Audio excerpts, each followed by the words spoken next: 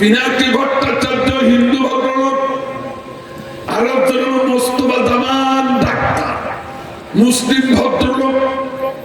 কিন্তু পরিতাপের বিষয় হিন্দু ভদ্রলোক মুসলমানদের নায়েবে রাসূলকে চিনল, আর মুসলিম ডাক্তার হয়ে মোস্তফা জামান আমাদের নায়েবে রাসূলকে চিনল না। এ দুঃখ রাখি কোথায়, ঠিক কিনা?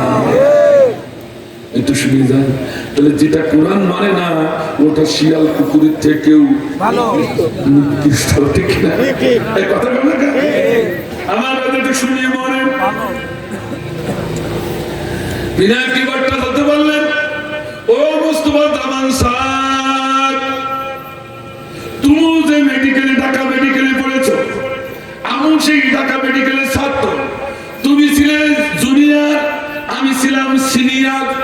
তুমি নাকি বিজ্ঞ ডাক্তার, আর আমি না হই দুর্বল তোমার থেকে, আমি না হই দুর্বল।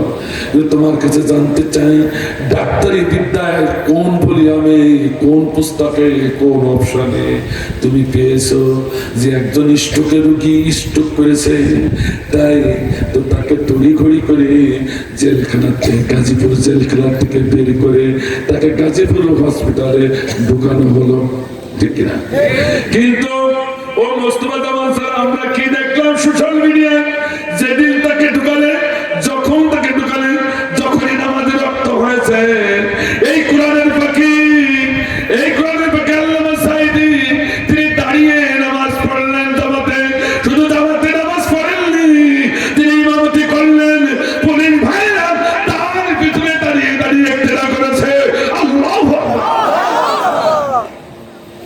একজন স্ট্রোকের রোগী কি করে জামাতে নামাজ পড়লো, জামাতে না ইমামতি করলো, আবার পুলিশ ভাইরা তার পিছনে দাঁড়িয়ে দাঁড়িয়ে ইক্তেদা করলো।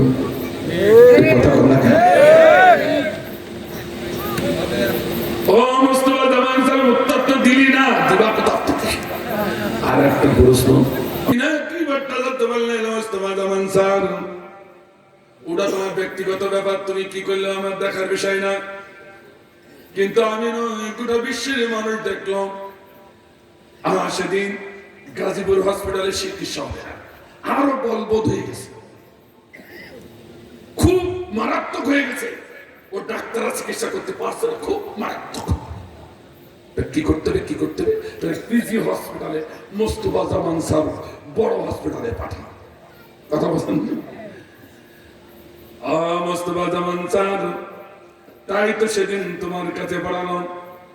আমরা দেখলাম যখন গাড়ি থেকে নামছে, তিনি হেঁটে নামছে। ওদের হেঁটে নামেননি, মানুষকে হাত লম্বা করে তিনি মুসাফা করেছে। শুধু মুসাফা করেননি, জোরে জোরে সালাম দিয়েছে, কুশালাদি জেনেছেন। শুধু কুশালাদি সালাম দিয়া মুসাফা করে ক্লান্ত হননি। আহা, আমরা দেখলাম তার মুখমণ্ডল দিয়া সাদের ফালির মতো নিষ্পাপ হাসি গুলো বের হয়ে যেতে লাগলো, ঠিক না?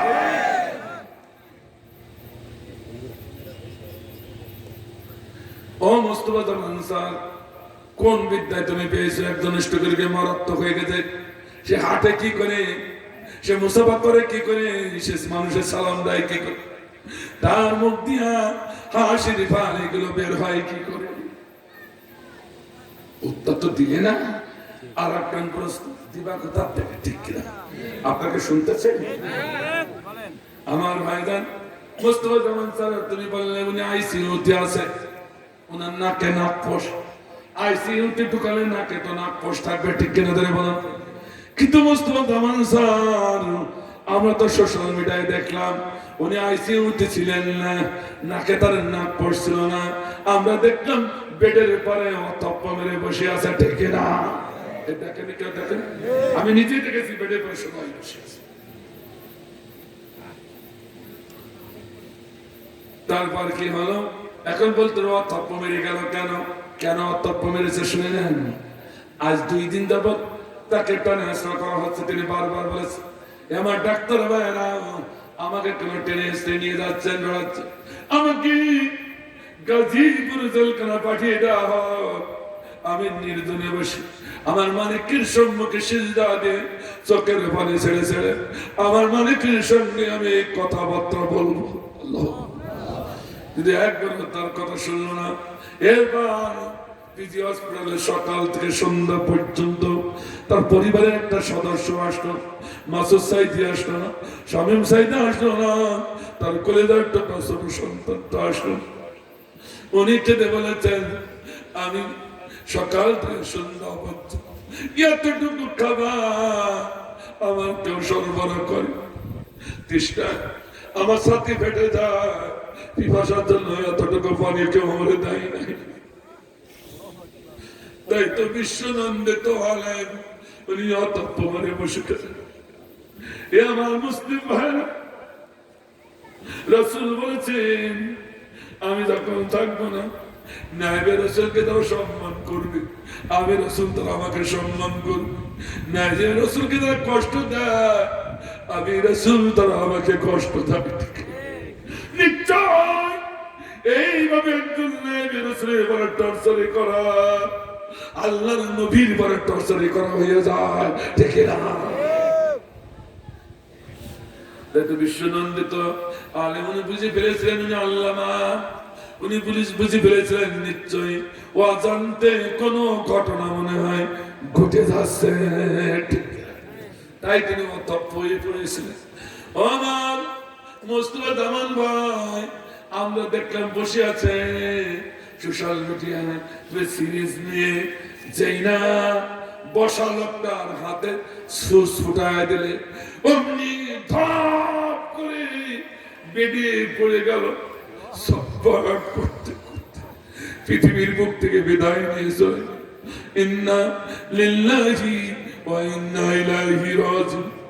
মোস্তফা জামান স্যার একদম স্ট্রোকের রোগী, শরীরে ইনজেকশন ফোটাতে হলে তাকে পরীক্ষা নিরীক্ষা যাচাই বাছাই না করে সুস ফোটানো